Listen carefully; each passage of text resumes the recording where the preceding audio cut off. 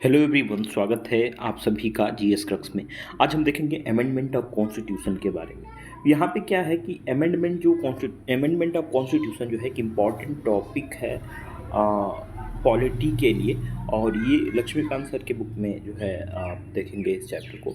तो एक क्रक्स मैंने ये बना रखा है, जैसे देखें तो पार्ट 20 जो है इसमें हमें देखने को मिलता है अमेंडमेंट ऑफ कॉन्स्टिट्यूशन। और आर्टिकल जो है वो 368 है। अंडर आर्टिकल 368 ये हमें अमेंडमेंट ऑफ कॉन्स्टिट्यूशन दिखता है। किसी भी हाउस में इनिशिएट हो सकता है ये, और ये स्टेट में नहीं आ सकता है। जैसे कॉन्स्टिट्यूशन को अमेंड करना है तो वो स्टेट, जैसे स्टेट लेजिस्लेटिव असेंबली या फिर जो है लेजिस्लेटिव काउंसिल में इसको नहीं लाया जा सकता है। मिनिस्टर्स और प्राइवेट मेंबर्स जो है इस बिल को ला सकते हैं, और बिना किसी प्रायर प्रेसिडेंट की परमिशन के। तो ये लोग जो है ये ला सकते हैं, मिनिस्टर या फिर कोई प्राइवेट मेंबर्स भी ला सकते हैं, और इसके लिए प्रेसिडेंट की प्रायर रिकमेंडेशन की ज़रूरत नहीं है। इसके बाद हम देखें तो यहाँ पे हमें देखने को मिलता है कि no provision of joint sitting. यहाँ पे कोई जॉइंट सिटिंग का प्रोविज़न नहीं होता है। जो ये कॉन्स्टिट्यूशनल अमेंडमेंट होता है उसमें जो है हमें कोई जॉइंट सिटिंग की प्रोविजंस नहीं होते हैं। और फेडरल स्ट्रक्चर को यदि आपको चेंज करना है तो आपको हाफ ऑफ द स्टेट्स की भी परमिशन चाहिए। जो जितने भी स्टेट्स हैं उनके हाफ नंबर ऑफ स्टेट्स की जो है हमें परमिशन चाहिए। इसके बाद जो है इसको प्रेसिडेंट के असेंट के लिए दिया जाता है बिल को, और बिल जो है फिर एक्ट बन जाता है। जैसे अभी हमने देखा था कि 104वां और 105वां कॉन्स्टिट्यूशनल अमेंडमेंट रिसेंटली हुआ। स्पेशल मेजॉरिटी से भी कुछ अमेंडमेंट होते हैं, कुछ सिंपल मेजॉरिटी से होते हैं, कुछ स्पेशल मेजॉरिटी से, कुछ होते हैं special majority plus consent of the members of half of the states. तो स्पेशल मेजॉरिटी में जैसे फंडामेंटल राइट और डीपीएसपी, और बचा खुचा जो लिखा नहीं है, या तो फिर सिंपल मेजॉरिटी से नहीं होता है, या फिर जो special majority plus consent of half of the states जो हम देख रहे थे, उन दोनों से न हो तो वो स्पेशल मेजॉरिटी के अंडर में ही काउंट होगा, उस पे लॉस उसको जो उसके अमेंडमेंट जो है स्पेशल मेजॉरिटी से ही आएंगे।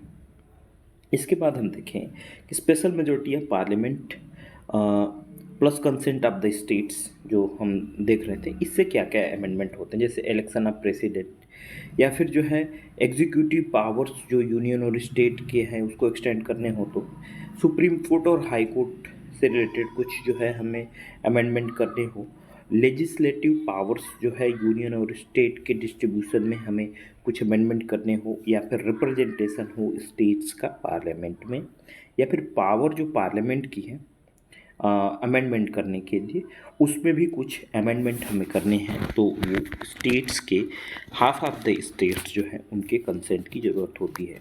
क्रिटिसिज्म यहाँ पे ये है कि more power for parliament, no joint sitting. अब पार्लियामेंट के पास ज़्यादा पावर हम लोग दे देते हैं, क्योंकि पार्लियामेंट ही है जो कॉन्स्टिट्यूशन को अमेंड कर सकती है। दूसरी चीज़ की जो जॉइंट सिटिंग का है ना, जॉइंट सिटिंग नहीं होती है अमेंडमेंट करने के लिए, ये हमने ऊपर देख लिया है। इसके बाद हम देखें तो इसके बाद हम देखते हैं कि सुप्रीम कोर्ट और हाई कोर्ट जो है, ये सारी चीज़ें हमने देख ली। इसके बाद हम देखें तो यहाँ पे एक चीज़ और है कि अ, कुछ अमेंडमेंट हम देख लेते हैं जो इम्पोर्टेंट है। जैसे 42nd कॉन्स्टिट्यूशनल अमेंडमेंट जो हुआ था, इससे आर्टिकल 38 वेलफेयर ऑफ पीपल के लिए आर्टिकल 38 जोड़ा गया था। 43 जो वर्कर्स के मैनेजमेंट के लिए जो है ये हमने देखा था, 42nd अमेंडमेंट से इसको जो है ऐड किया गया था। फिर जो है 48A हमने इन्वायरमेंट प्रोटेक्शन से जोड़ दिया, और 51A हम डी ये जो है 51A ड्यूटीज़ को हमने डाला। तो 51A में जो है हमने ये सारी चीज़ें, ये 38A, 43A, 48A, 51A, ये कुछ आर्टिकल्स हैं जो हमें रिमेंबर जो है याद रखने होंगे कि ये 42nd कॉन्स्टिट्यूशनल अमेंडमेंट से ही ऐड किए गए थे।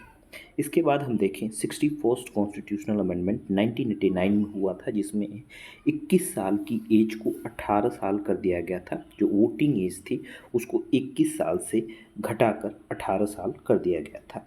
इसके बाद 69th अमेंडमेंट हुआ 1991 में, और यहाँ पे दिल्ली को एनसीआर रीजन जो है डिक्लेयर किया गया था, नेशनल कैपिटल रीजन। तो 69th कॉन्स्टिट्यूशनल अमेंडमेंट से ही जो है इसको डिक्लेयर किया गया था।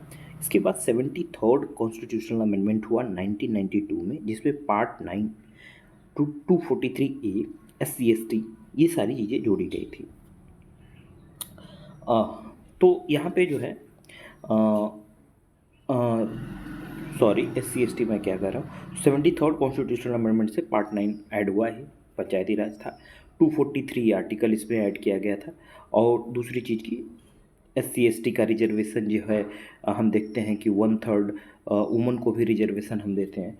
तो ये सारे प्रोविजंस मैंने यहाँ पे लिख रखा था कि जो SC/ST हैं उनको भी रिजर्वेशन यहाँ पे देते हैं हम, या फिर जो है वुमन्स हैं उनको 1/3 रिजर्वेशन दिया है।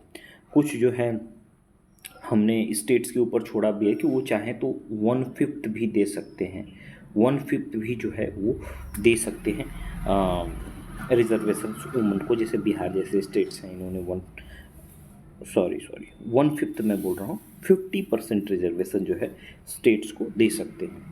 तो ये सारी चीज़ें 73rd अमेंडमेंट से जो है ऐड की गई थी।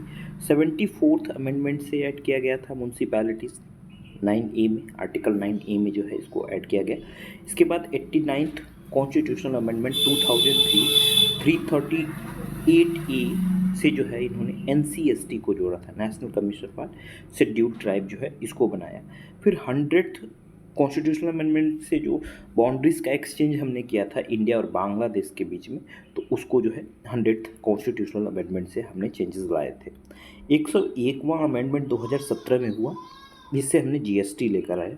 और 102वां अमेंडमेंट से हमने जो है NCBC यानी national commission for backward classes जो था उसको हमने कॉन्स्टिट्यूशनल स्टेटस दिया इससे। 103वां कॉन्स्टिट्यूशनल अमेंडमेंट 2019 में हुआ, जिसमें 10% EWS को जो है रिजर्वेशन दिया गया। 15/4, 15/5 और 16/6 में जो है ये अमेंडमेंट किए गए। इसके बाद हम देखें तो दो और आर्टिकल्स इसमें आए, जैसे 104वां अमेंडमेंट हुआ इसमें और 105वां अमेंडमेंट। तो 104वें से जो है अभी क्या किया गया है कि जो रिजर्वेशन था ना एंग्लो इंडियन के लिए रिजर्वेशन को जो है सीज़ किया गया। लोकसभा और जो है जो स्टेट लेजिस्लेटिव असेंबली में ये रिजर्वेशन था उसको ख़त्म किया गया। उसके बाद 105वां जो है अमेंडमेंट हुआ, और 105वें अमेंडमेंट से हमने जो बैकवर्ड क्लासेस हैं और उनको जो है रिकॉग्नाइज करने का काम जो है स्टेट गवर्नमेंट को भी हमने दे दिया है। तो 105वें अमेंडमेंट से इसको हमने ऐड किया गया है।